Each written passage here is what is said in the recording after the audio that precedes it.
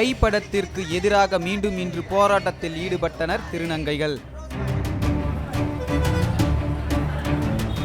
ஏபிசிடியில் பார்த்தீங்கன்னா அந்த ஐன்றது 9வது இடத்துல தான் வருது. அப்போ நாங்கள் என்ன தப்பு பண்ணோம்? வீட்டை விட்டு இந்த மாதிரி ஒரு பெரிய இயக்குனர் இந்த மாதிரி ஒரு தவறை பண்ணும்போது நாளைக்கு வரக்கூடிய சின்ன இயக்குநர்கள் நாளை இயக்குநர்கள் வந்து திருநங்களை உன்னை கொச்சப்படுத்த மாட்டாங்க என்ன நிச்சயம். ஆனால் இந்த ஆர்ப்பாட்டம் கண்டிப்பாக தொடரும்.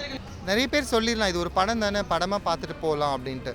தணிக்கை துறையில் போயிட்டு வெளிவந்த படமாச்சே, இது ஏன் நீங்கள் வந்து காட்சிகள் நீக்க சொல்கிறீங்க அப்படின்னு சொல்லிலாம் கேட்கலாம்.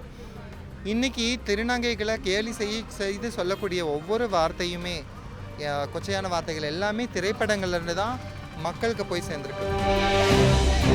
பெரும்பாலான திருநங்கைகள் நடிகர் சந்தானத்திற்கு எதிரான கோபத்தையே பதிவு செய்தனர்.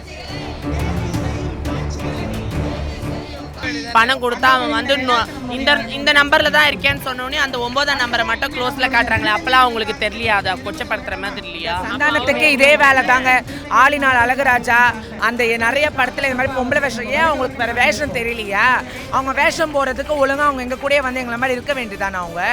அவர் பேசினதாக ஒரு டயலாக் வந்து சென்சர் போர்டில் நீக்கப்பட்டிருக்கு.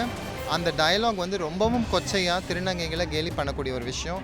அந்த சென்சர் சர்டிஃபிகேட்டில் நாங்கள் பார்த்தோம். அப்போது அந்த டயலாக் அது ரொம்ப கொச்சையான ஒரு விஷயம்.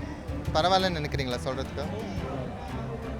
என்னமோ சொல்லு, அவங்ககிட்ட போவாத, இல்லை அவனும் அவளும் சொல்கிறாரு, அவங்ககிட்ட போவாத உறிஞ்சு எடுத்துகிற போகிறான் அப்படின்ற மாதிரி ஒரு ரொம்ப பாலியல் வக்கரம் நிறைந்த ஒரு வார்த்தையை, ஒரு சொல்லாடல் அவர் பயன்படுத்தியிருக்காரு. அந்த திருநங்கை சொல்லியிருக்காங்க ஏன் போராடுறாங்கன்ட்டு. எங்களோட வழி அவங்களுக்கு தெரியாது.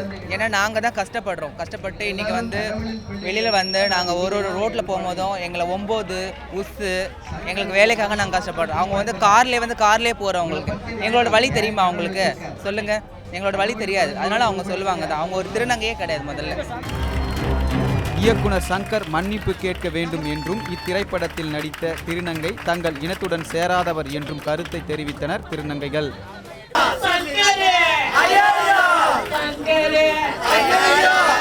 அசோக் மற்றும் லோகநாதன், ரெட்பிக்ஸ் நியூஸ்.